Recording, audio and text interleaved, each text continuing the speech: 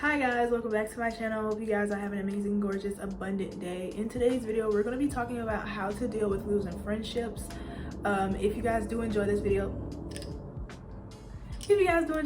make sure to give it a big thumbs up, subscribe, and turn on my post notifications so you won't miss a video from me. Let's hop into this horror. Don't mind the background. I just don't feel like cleaning it up, so it's gonna stay this way. Please don't judge me with my looks. Don't do it. Don't do it. I don't have any talking points written down, so it's just gonna be all over the place. So, you know, if I repeat shit, please don't tell me. Please don't tell me I repeat stuff because, you know, it's in my nature. I'm a Virgo placement. I have a Virgo Mars. Like, it's and then like in my Saturn chart, I'm pretty sure I have a Virgo Mercury, so leave me alone. Like, all right. But I have an 11th house Saturn, so when it comes to and like it's other placements in that chart, especially I forgot which chart deals with like friendship and stuff and relationships, but I'm gonna put it here. I'm pretty sure I just said it, the 11th house.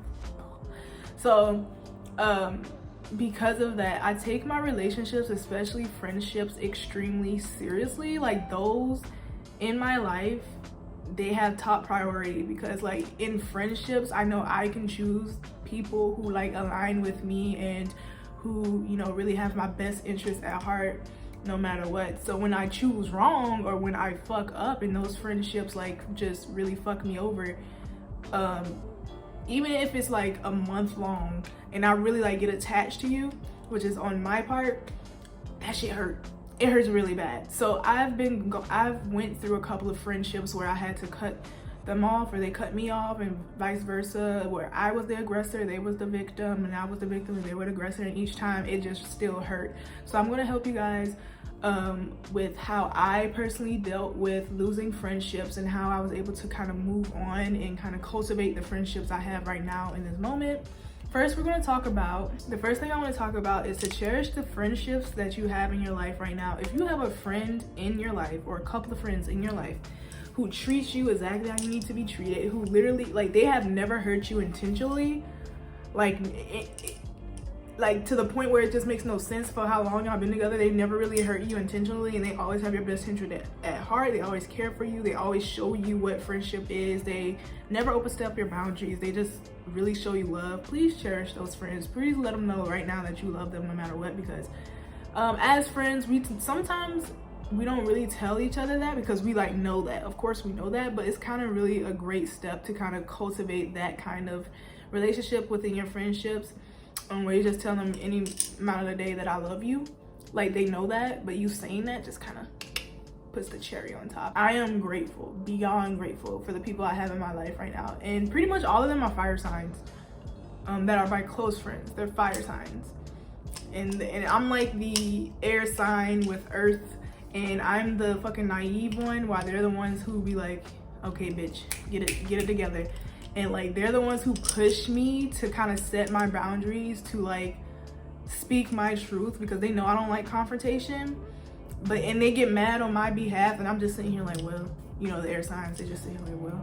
So I am really grateful for them. So make sure you kind of show that towards your friends. But how to deal with like losing friends, first step is kind of face it and acknowledge it, which is kind of shadow work. So if you don't know what shadow work is, I'm gonna put a video up there, but doing shadow work to kind of figure out why, really assess the situation, analyze it on both parts, and kind of honor your feelings within what happened, and then honor their feelings as well. So figure out what happened, that situation, to the point that y'all had to like not be friends anymore, cut each other off.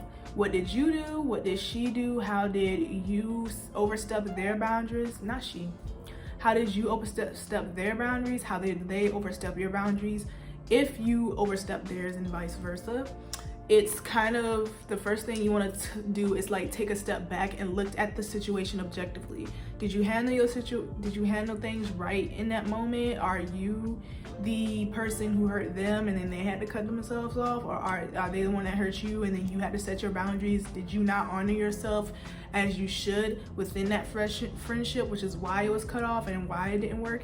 Really analyze that relationship and why it went wrong. After you do so, you gotta face the pain, okay? Now, I feel like, for me personally, I feel it deeply, especially in my heart. My heart space is where I will feel that pain because it's emotion, of course. Your heart chakra is right there.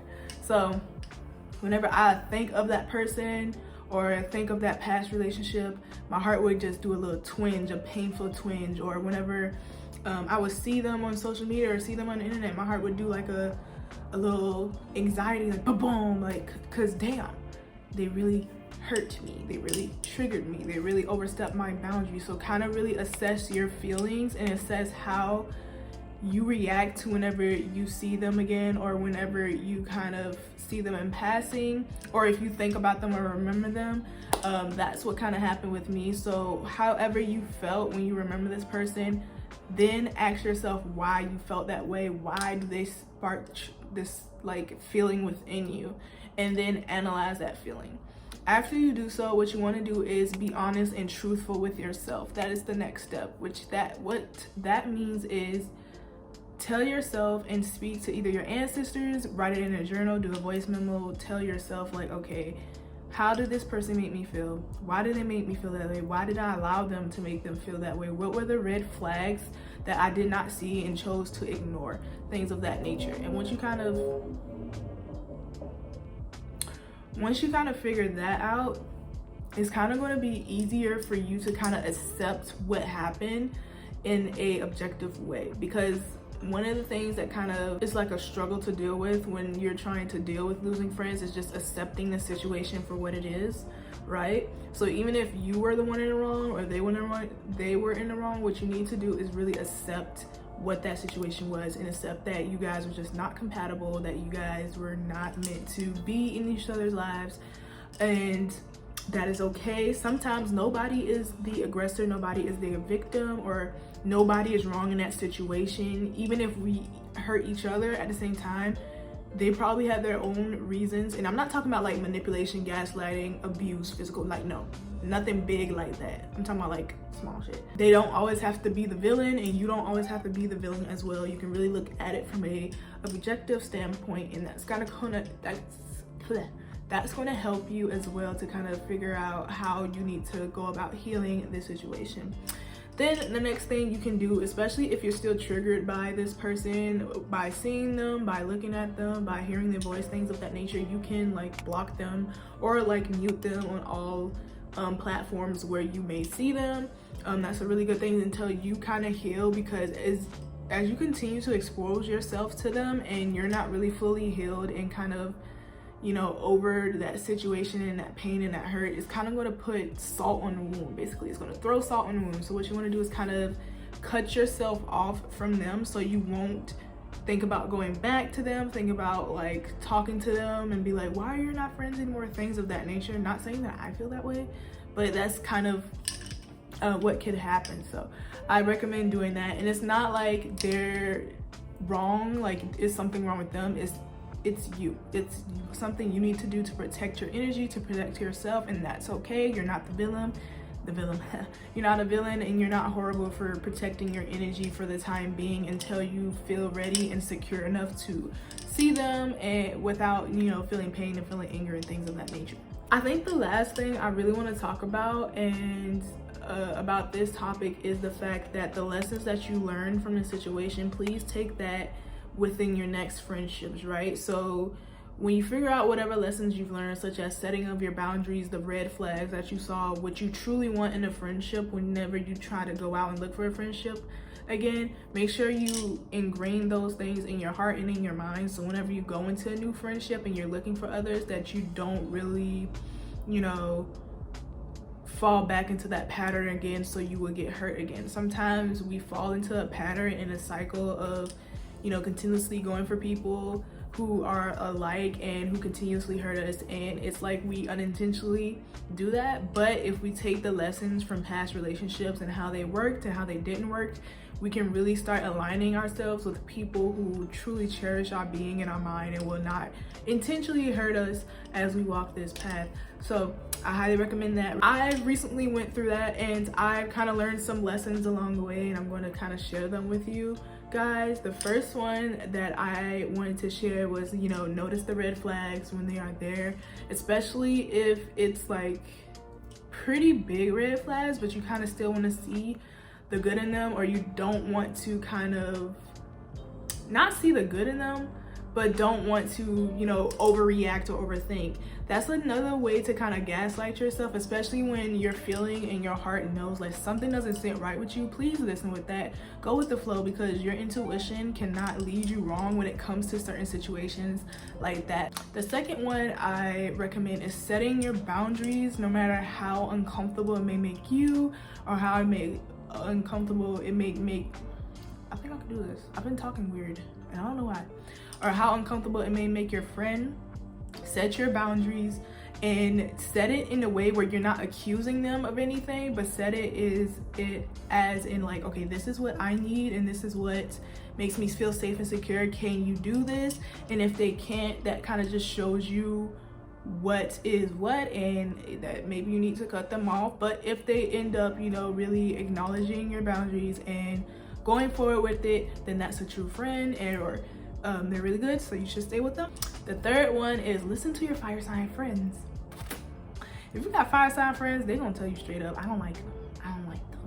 And you know what, listen to them the first time, okay? Because that's, they don't lie, you know, they'll let you know. But the next one is listen to your ancestors as well. My ancestors was kind of constantly telling me like, I don't like this person, I'm not really fucking with them.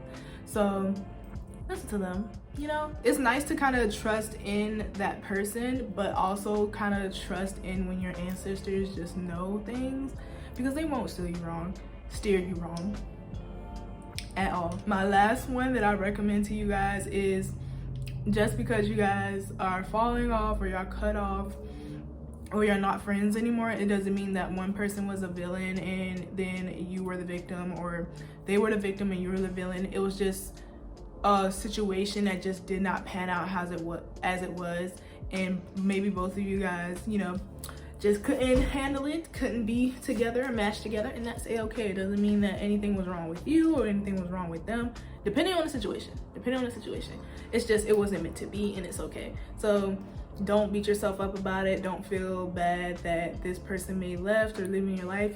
You can cherish the moments you guys had, because those moments were real, they were fun, and it's nice to have those moments and look back on them as a memory. But let those be what they are, just memories to look back on, and not a catalyst for you to go back to that person who has hurt you or treated you wrong, or you have hurted them and treated them wrong. Do not go back into their life and, you know, try to push yourself in it when you know exactly damn well that you do not need to be there.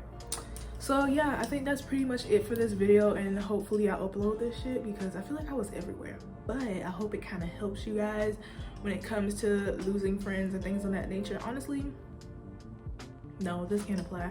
I haven't been in a romantic relationship, a real one, so I can't say this applies to that. But yeah, I know a lot about friendships. I've been the aggressor in some of them. I've been the one who hurt others in friendships. I've been the one who's been hurt in friendships. I've been in friendships where both parties was just not really it.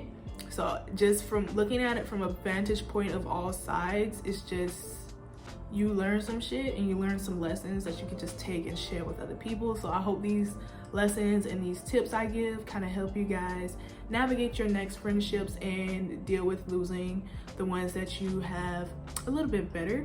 So I really hope you guys enjoyed this video, and I do want to thank you once again for watching. If you guys would like to, I highly recommend you go to my shop to see Black women as supernatural ethereal beings, and I'll see you little lovely fairies next time. Bye, my loves.